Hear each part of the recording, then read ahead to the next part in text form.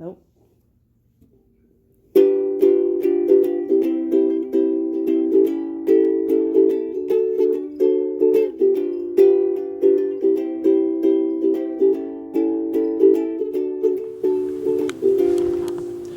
What is up, you guys? It's James from James Reptiles, and we have a lot of stuff going on lately.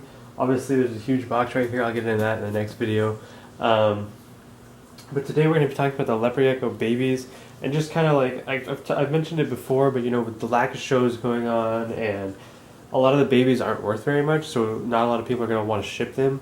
So I needed somewhere to throw them where you know they can be on heat, they have more room, and they can just kind of hang out there until the shows start happening, until I can start selling some of the older ones. Because these little tiny tubs, you know, they're not the biggest. I mean, there's a little geck right there. He's doing all right in there.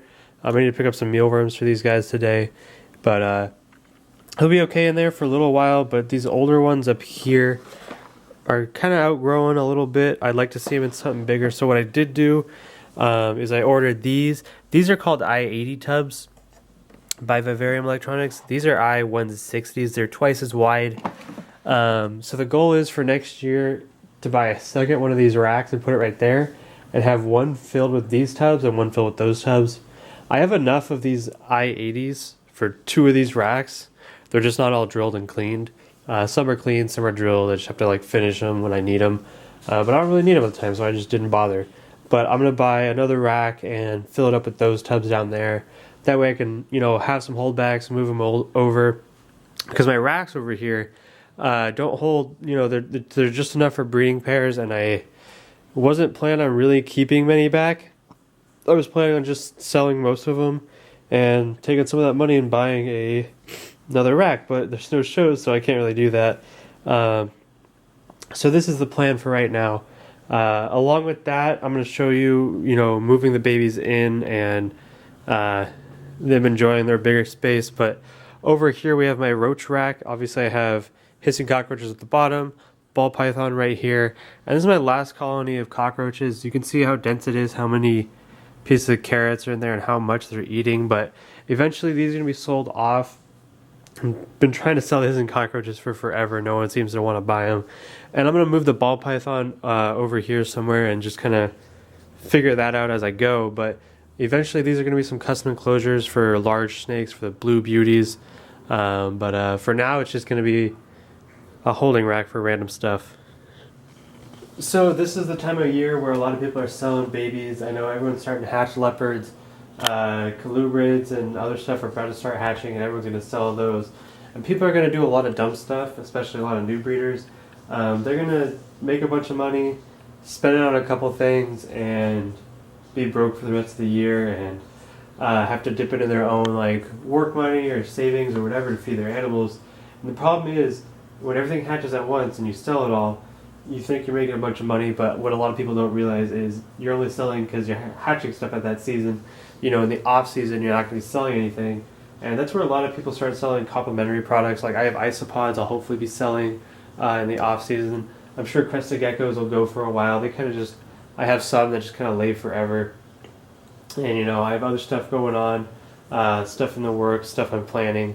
If you sell, you know, supplies, t-shirts, any of that kind of stuff, you can definitely sell that all year round. But if you're selling hatchlings, you have to consider, you know, you're not going to make money for a whole long time. You're going to make it for a couple months, and then you're probably not going to make it for a while. So that being said, people have to kind of like limit themselves as to what they do, and I'm definitely, you know, taking that into consideration when I'm talking about buying racks or buying custom enclosures or all that.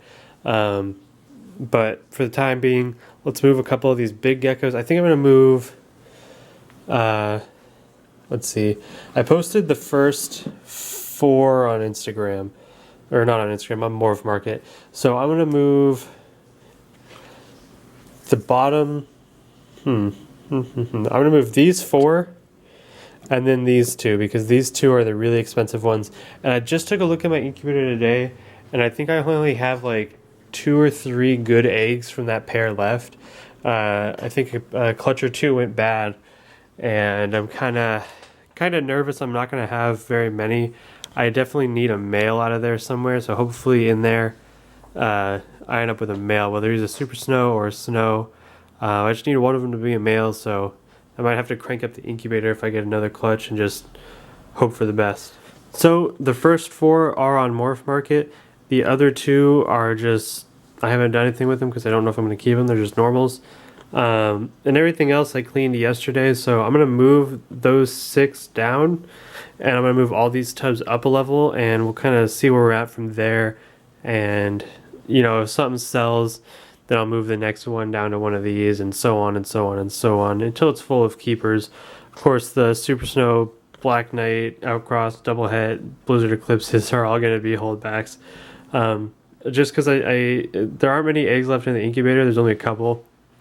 And I'm hoping for a male. If I can pull another clutch out, I'm definitely going to crank the incubator up to make sure I get a male, because I just need a male out of there so I can pair it together with all the females and produce some double visual snows and super snow black knights. I think that would be awesome. So I have all the name tags moved. Well, not name tags. None of them are actually named. I named my crested geckos just because they're all so unique. But let's see this guy. I'm sure the first thing I'll do is go and hide. And in a tub like this, I wouldn't put an actual hide, just because, you know, he's enclosed in darkness. He's pretty comfortable there on his own. Of course, I have a water dish and a food dish, and neither of them are filled at the moment. I'll put some water in right away, and I have to go to the reptile store today to get some worms. I ordered a bunch on rainbow mealworms, but they weren't taken inside quite quick enough, and all of them died. But they were huge, which was awesome. I was excited about that, but not much I can do about it. So I need to go get some, because I've got a couple babies that hatched the other day that haven't eaten yet, and I can't get them to eat dubia. Or, it's so hard to get babies to eat dubia. I'm not even going to try with these babies. So that's the first one. Let's do 6 more.